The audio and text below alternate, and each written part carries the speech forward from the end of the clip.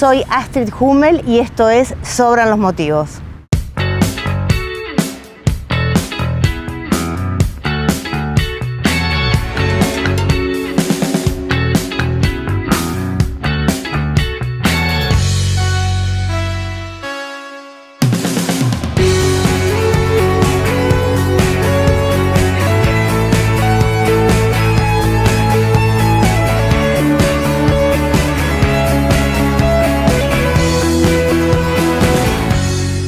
Hola Astrid, ¿cómo estás? Hola Caro, ¿cómo andás?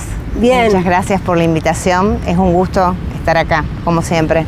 Bueno, hablamos, ¿por dónde empezamos? Porque la verdad es que has tenido distintas etapas en tu vida profesional y también personal.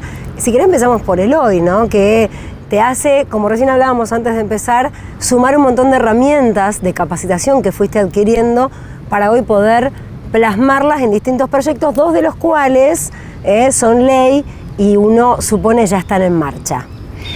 Bueno, sí, son herramientas. En lo personal estudié abogacía, después también estudié mediación, me recibí de mediadora, me capacité en temáticas vinculadas a negociación. Y bueno, esas herramientas y ese conocimiento hizo que durante muchos años ejercí la profesión como abogada. Desde los 20 años que trabajo. Empecé a trabajar estudiando en los 2 últimos años de carrera. ¿Estudiaste acá en la UNR? Estudié en la Universidad Nacional de Rosario, sí.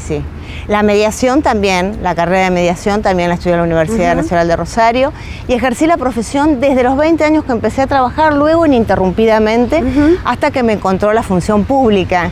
Y bueno, ya ahí empecé con otra etapa totalmente distinta, que estas herramientas también me fueron útiles para poder aplicarlas en la función pública.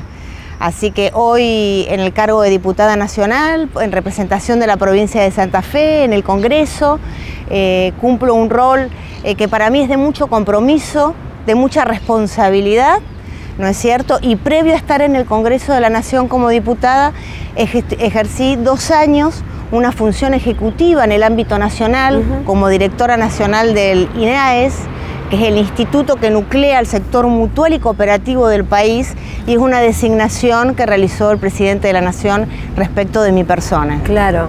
Me imagino el contacto que te da, ¿no? Esto, me quedo en lo del INAES, ¿no? Con distintos puntos del país, con distintas realidades, pero con una base de mutualismo, de cooperativismo, que también me parece que son valores que uno podría replicar en distintos ámbitos y que todos me parece que suman, ¿no? Que tienen una beta muy positiva de solidaridad. Sí, fue una experiencia muy enriquecedora el haber estado en ese lugar. El contacto que tenés con la gente y con las distintas entidades es único, teniendo en cuenta que tanto el sector mutual como cooperativo abarcan distintas áreas, ya sea productivas, también el abordaje de lo social. Entonces uno está en contacto con realidades de la provincia, con realidades de Rosario, con realidades en ese momento de todo el país, porque el instituto tenía una injerencia nacional. Pero bueno, llevando adelante distintas propuestas e iniciativas que también se planteaban en territorio, como por ejemplo vinculadas a lo productivo, trabajando con presidentes de comuna como fue el Anteri, para poder generar 35 puestos de trabajo a través de una cooperativa. Y ese fue un programa, un proyecto que se llevó codo a codo a través del tiempo y que fue exitoso. Esos 35 puestos de trabajo hoy son 60, y para un pueblo de 3.000 habitantes el impacto, es mucho, claro. El impacto es muy fuerte. Sí. Entonces, digo, ¿qué satisfacción debe generar cuando uno puede viabilizar ese tipo de, en este caso, proyectos que se convierten en realidad, que prosperan, y desde un lugar tal vez de gestión, de mediación si se quiere, poder ser una herramienta para, ¿no?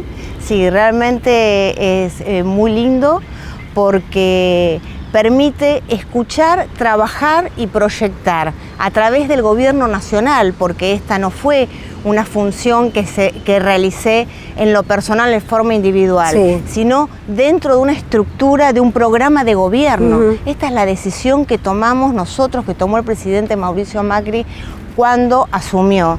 ¿Y cuál fue? Estar cerca de la gente, escuchar, ver cuáles son las necesidades y tratar de buscarle una solución. Y en este caso me parece que también, lo hablamos antes, en tu función de mamá, pero en tu función también de mujer, sobre todo, te fuiste acercando a lo que hoy, por suerte, se ha propagado, que es estas políticas que favorecen la no violencia de género, que favorecen también la capacitación, que es justamente la ley Micaela. Contanos un poco cómo es la puesta en marcha también, porque uno a veces, o la población en general, a veces piensa que los legisladores están en un cubículo, que se trabaja solo en el lugar en donde se vota, y yo creo, contanos si es así, que para poder pensar primero en esto, que después se convirtió en ley, tuviste que haber recorrido un camino, ¿no?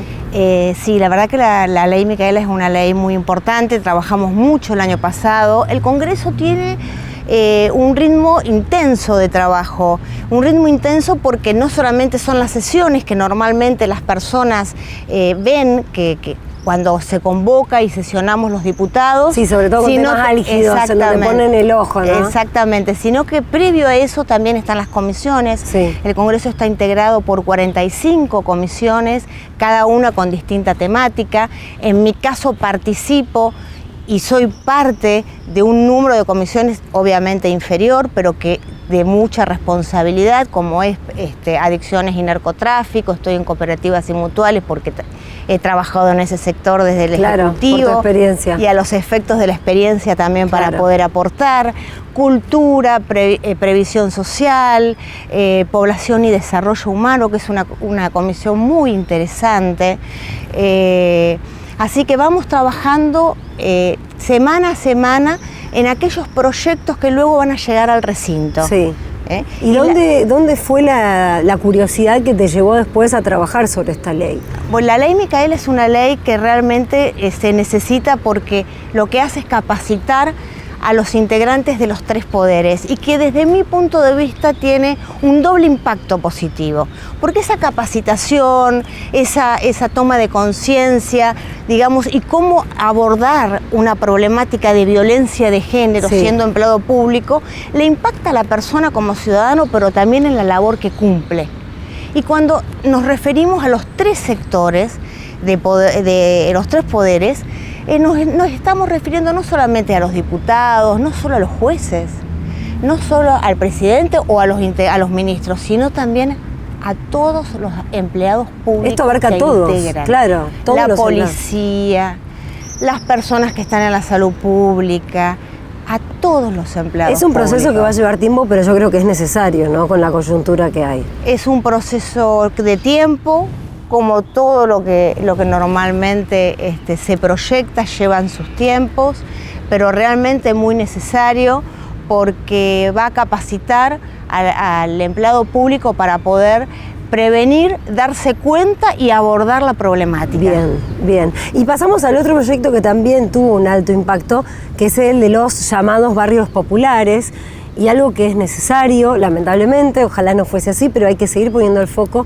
en aquellos barrios que no tienen los servicios mínimos, ¿no? Para poder después proyectar otras cosas, pero en principio tener una calidad de vida que pueda pensarse con una familia que no pase de desnutrición, que tenga, reitero, los servicios básicos, y allí aparece esta ley. Sí. Tuve realmente el honor de poder trabajar desde el inicio en la redacción de la ley de integración sociourbana de los asentamientos vulnerables, y fue un trabajo que se llevó adelante escuchando las voces de todos.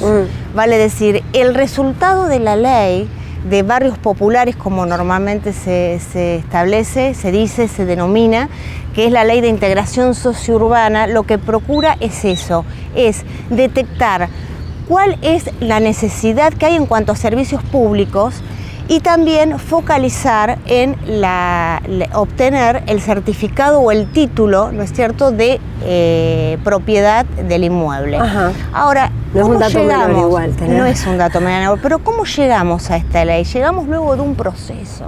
Luego de ese proceso de censo, entonces llegamos con toda la información a trabajar en el Poder legislativo a la Cámara de Diputados para que surja esa ley.